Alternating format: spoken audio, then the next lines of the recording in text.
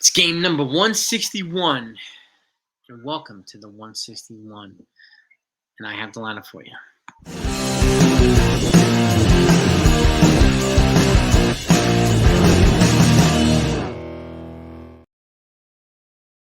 Everybody, happy Saturday. Hope you're all doing well. So, again, today's game number 161.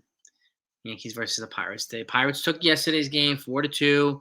A lot of people voicing frustration about some of the starters not playing, what's Boone doing, and blah, blah, blah. They've already clinched the AL East, so they've got to give some of these guys a rest, okay? And no matter what they do next week, they're not going to play in the wild card round, so they're not going to have any games for about a week after the season's over. So in order for them to stay game sharp, they're going to have to get a little bit of rest now so they can transition smoother into the division series, okay? So with that said, I have today's lineup for you. And a lot of the usual suspects are back in there. But before I do that, the Yankees have made 2 roster moves, okay? And again, if you're a Yankee fan, you want to have good Yankee discussion, you always want to be kept in the front of the line, in the loop on everything. When it comes to Yankees, make sure you hit the like button and subscribe button. I'll take care of the rest. Your support really means the world. We're marching towards 22K subs. And you're subscribing and supporting the channel is greatly appreciated. I thank you for it. Now, roster moves. They have optioned right-handed pitcher, relief pitcher, versatile relief pitcher, Cody Poteet out to AAA to get a fresh arm in here, and they brought back up Will Warren.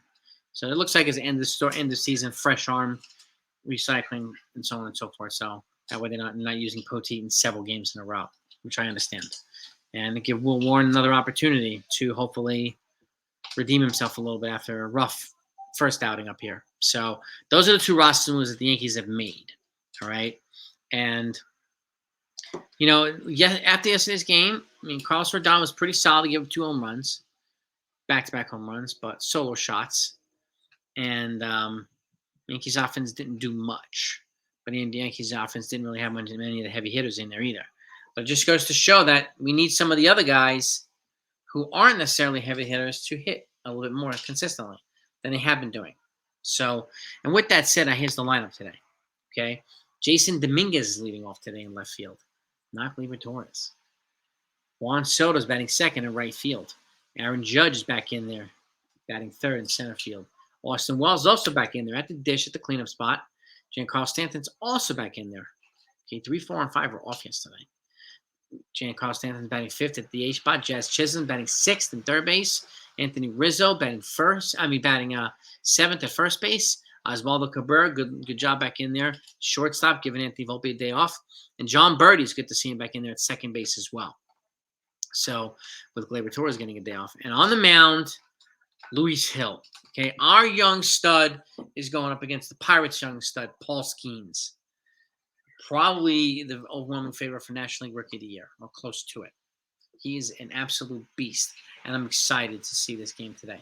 So we will go live afterward and recap it. Hopefully we'll be celebrating a Yankees win. One more win or one more Guardians loss assures them home field advantage throughout the entire postseason. That makes them the number 1 seed in the American League. Okay? That's all we need. It's a Yankees win or a Guardians loss. And I am confident that either one of them is going to happen in the next 2 days. The Guardians lost to the Houston Astros yesterday. I think it was 5-2, which made the Yankees magic number 1. But no, we just have one more.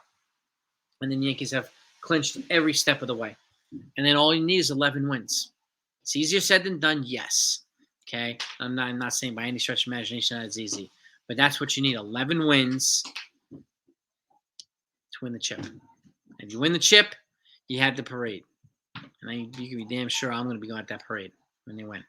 So I'm very much hoping that the Yankees can do this. And they have the personnel that they need to put them into the World Series. They just have to execute in the postseason every round. Just like last year, Diamondbacks ran the table on the National League, Texas Rangers ran the table on the American League. So you never really know who's going to get hot and who's going to get cold. Which is why it's important for the Yankees to stay active in this next week when they're not playing postseason games just yet.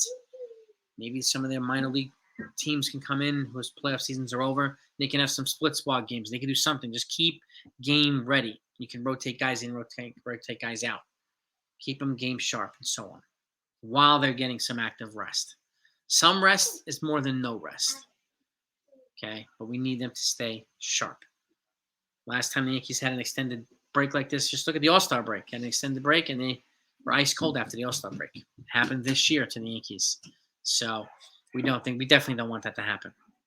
Now, okay. Now, 2 games left to the season, okay? And speaking of, which means the season's almost over. What does that mean? That means going to be transitioning over into football, okay? And I'm going to preview right now. I'm pulling them up.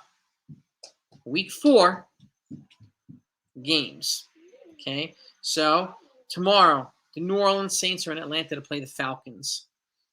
Falcons are a 3-point favorite, and the over-under on this is 41 points. I'm actually going with the Falcons on the over. Okay, the LA Rams are in Chicago to face the Bears of Chicago. The Chicago Bears are 3-point favorites, and the over-under on this is 40.5. I'm going to actually go with the Bears on the under. Okay, they're kind of rounding into form with their new quarterback. So the Minnesota Vikings are in Green Bay to face the Packers. Packers are 2.5-point favorites at Lambeau. The over-under on this is 43.5. I'm actually going to go with the Packers to put a little stop to the Minnesota Vikings momentum. Okay. Next up, you have the Pittsburgh Steelers in Indianapolis to face the Colts. Pittsburgh's a 2-point favorite, and over-under on this is 40 points. I'm going to go with the Steelers. They look like a contender right now on the over. The Denver Broncos are at MetLife to face my New York Jets. The New York Jets are actually 7.5-point favorites, and the over-under on this is 39.5. I am going to go with my Jets, and I'm going to go with the under on a defensively strong game. Then the Philadelphia Eagles are in Tampa to face the Buccaneers. Philly Eagles are 1-point favorites. Over-under on this is 42.5 points. I'm actually going to go with the Buccaneers here on the over. All right.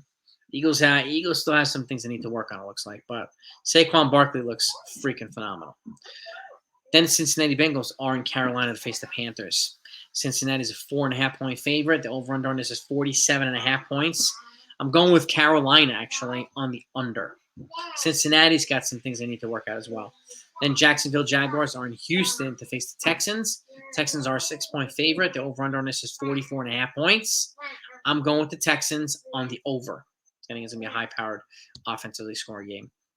Then you have the Washington Commanders in Arizona to face the Cardinals. Arizona's a 3.5-point favorite. Over on this is 49 points. I'm going with the Commanders actually on the under. Surprisingly enough, I'm going with the Commanders.